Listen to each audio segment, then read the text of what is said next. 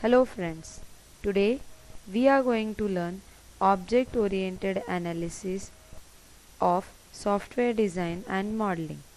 Before starting with the lecture, let me introduce myself Professor Poonam Mahale, working in IT department of Kekewa College of Engineering Education and Research. So let's start with the lecture.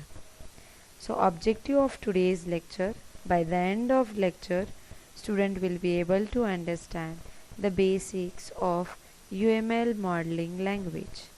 Along with that, student will be able to understand analysis process and use case modeling. So let's start with the first topic of today's lecture.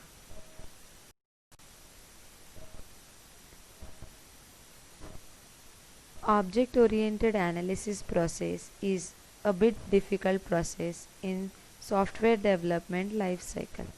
Basically, for identification purpose, we need to identify the use cases. So, for identifying detailed software requirements, we need to identify a use cases. So, first step in finding an appropriate solution for a given problem statement is basically first to understand what the problem is and the domain of the problem. Along with that, in identification of use cases, the purpose of this is object oriented analysis process is to capture a complete, unambiguous, and inconsistent picture of the requirement. Unambiguous requirements mean a, a requirement which is having a one solution and that solution should be appropriate. So the main purpose and objective of object oriented analysis process is to identify a complete requirement of the system.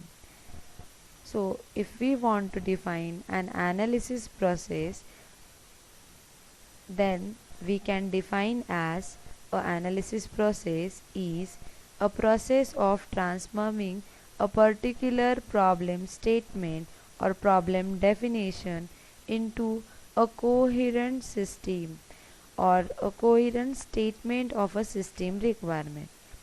It involves interaction between the different people. That means identification of problem as well as identification of requirement involves identifying it involves interaction between different stakeholders.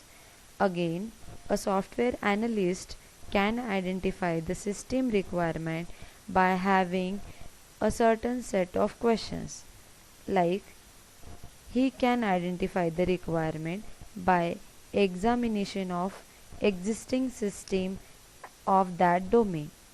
Then he can identify appropriate requirement by interviewing the people that are involved in the system development. He can also identify the requirement by considering the questionnaires. He can also identify the software requirement by general observation. So analysts have four factors for identifying the system requirement: by examining the existing system, then by interviewing, then by observation, and fourth is nothing but by questionnaires. So the three most common source of requirement difficulty is fuzzy description, incomplete requirement, and unnecessary features. Requirement analysis process is an difficult activity because at the start user unable to specify the detailed requirement of the system. Along with that, at the start user gives a fuzzy description that may create confusion to software developer as well as that may create confusion in between software analyst and project developer. Again, analysis is a difficult activity due to incomplete requirement. As I already told at the start, user unable to specify whole requirement, and that incomplete requirements leads to a dissatisfaction. So this also leads to a analysis process difficulty. Third is nothing but an unnecessary features. Sometimes user specify the features that are not required or that are not very much important, and user concentrate on that factors that may again leads a confusion with software developer and the analyst for capturing the requirement. So these are the certain factors due to which the analysis activity is difficult. Next, object oriented analysis. So analysis can be carried out by using a unified approach, and that involves a identification of use cases and actors. Object oriented analysis phase of unified approach uses actors and use cases to describe the system from user point of view. Actors plays an important role for defining the role played by different user. So what so we'll see what exactly actor is. Actors are external factor that interacts with the system. Actors are the users of the system. Along with that, actors are the entity which is going to interact with the system directly or indirectly. Then the use cases are nothing but the role played by the actor, or use cases are the scenarios describe how actor use the system. That means a actor who is going to interact with the system, what are that interaction entity is nothing but an use cases. So unified approach of object oriented analysis phase uses actors and use cases. That means it uses a use case model to understand the system by user's perspective. So we'll see now what exactly use case model is. Use case model are nothing but the use case. It consists the use cases and the actors for identification of the system. So use cases are scenarios for understanding the user's requirement, to understand what exactly the users need. Then use case serves as a basis for understanding or for capturing the user requirement. So use cases can be used for requirement gathering purpose. In the use case model, use cases are considered. So use case is nothing but an interaction between users and a system. It captures the goal of the user and the responsibilities of the system to its user. So role played by the users are specified in use case. So for understanding the user's requirement, use case model plays an important role. Use case model can be instrumented in the project development. It can be used in the planning phase and documenting or documentation purpose. So use case model is used for project development, for project planning, and for documenting the system requirements.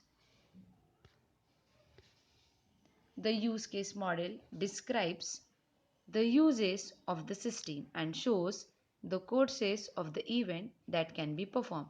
So basically, to understand the system requirement, to describe the system by considering user point of view, use case model is an pictorial representation of the system. In the use case model, actors and use cases are playing an important role. Use case, that's why use case model involves certain steps. And the first step of use case model is identification of actor. So object oriented analysis process consists 5 phases. First is identifying the actors. Second, develop the use case. Third, develop the interaction. Fourth step is classification, and fifth is refine and iterate. So we'll start with the first step of use case model, that means actor identification. How we can identify the actors. So actors is a user playing a role with respect to the system. So user who interacts with the systems are nothing but an actor. So identifying classes is an important as identifying the structures, association, attributes and the behavior. So actor identification involves the class identification also. Basically in the actor identification, the term actor represents the role of the user plays with respect to the system. And that's why when dealing with the actor, it is important to think about the roles rather than the people or the job title. A user may play one or more role. One particular user can play a different role. Consider an example of a department head or HOD. HOD is playing the role of head of the department. Along with that, HOD is also playing a role of teacher, right? So HOD is an faculty as well as head of the department. So one user can play one or more role. So you have to identify the actors and understand how they are going to interact with the system. So for actor identification, actor can also be found by answering certain questions. The first question is, you can identify actor with the help of who is using the system. Suppose we are considering the library management system. Then for identifying the library management system's actor, we can ask the question, who is going to use that system. So student can use the system, staff can use the system, any employee working with the association can use the system, right? So that the answer for this question is nothing but an actor. Who affects the system? This also leads to identify the actors. Which external hardware or other system use the system to perform the task? So these are the external user or the indirect user that are going to use the system. By using this question, you can identify that also. What problem does this application solve? So these may help you to understand, to identify the actor. And finally, how do users use the system? These are the certain questions that helps you to identify an actor. So there is a difference between actors and the user. John, consider an example or consider this diagram. Here the John is a user, but John is an employee. So employee is nothing but an actor. John is also a member. So employee, member, these are nothing but an actors of my system. Then if we consider the example of Raja or Lily, here Lily is a user, but Lily is a member. So member is an actor and Lily is an user. Raja is also a employee and volunteer. So Raja is a user, but employee and volunteers are the actors of the system. So employee going to order the book, employee, yes, employee going to order the book, employee going to check the book records, whereas in members of the system going to borrow the books and volunteers going to check the identity card, right? So users are the different, actors are nothing but a role, a specific role of that user, and use case is nothing but an activity or the role played by a particular actor is nothing but an use case or functions. So here in today's lecture we have learned how to identify actors, we have learned object oriented analysis process in detail. In next lecture, in the next video, we'll see the class diagram and the detail of that. Thank you. Till then, bye.